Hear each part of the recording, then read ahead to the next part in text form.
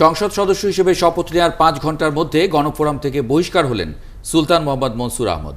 বৃহস্পতিবার সকালে মৌলভীবাজার 2 আসন থেকে বিজয়ী এই সংসদ সদস্যকে শপথ পাঠ করান স্পিকার।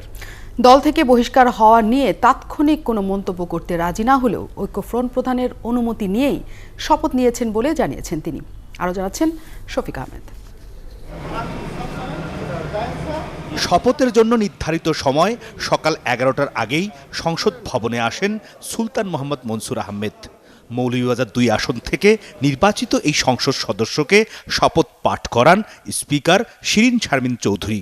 শপথের পর নিজ দল গণফোরাম থেকে বহিষ্কার করা হলে কি করবেন এমন প্রশ্নের জবাবে তিনি জানান, দলের শীর্ষ নেতাকে জানিয়েই তিনি শপথ নিয়েছেন।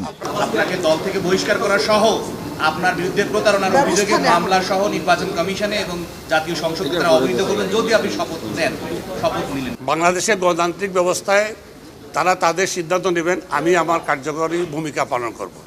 তারা অবশ্যই তাদের দল হিসাবে তারা সিদ্ধান্ত নিতেই পারে। এদিকে দলীয় সিদ্ধান্ত অমান্য করে শপথ নেয় বিকেলে দলীয় বৈঠক শেষে মনসুরকে বহিষ্কার করার সিদ্ধান্ত জানান গণফোরামের সাধারণ সম্পাদক মোস্তফা মহসিন মন্টু।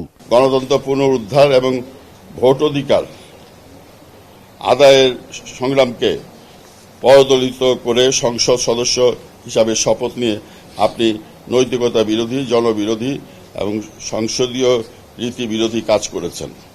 অতএব আপনার বিরুদ্ধে দলের নীতি বিরোধী, আদর্শ বিরোধী ও গণবিরোধী কার্যকলাপের অভিযোগ আপনার গণফোরামের প্রাথমিক সদস্যপদ বাতিল করা হলো এবং গণফোরাম থেকে বহিষ্কার করা হলো।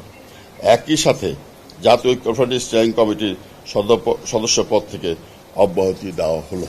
সংসদ সদস্য হিসেবে শপথ নিতে গেল রোববার স্পিকারের কাছে অনুরোধ জানিয়েছিলেন গণফোরামের উদীয়মান সূর্য প্রতীকে বিজয়ী মুকাব্বির খান ও ধানের শীষ প্রতীকের সুলতান মোহাম্মদ মনসুর আহমেদ।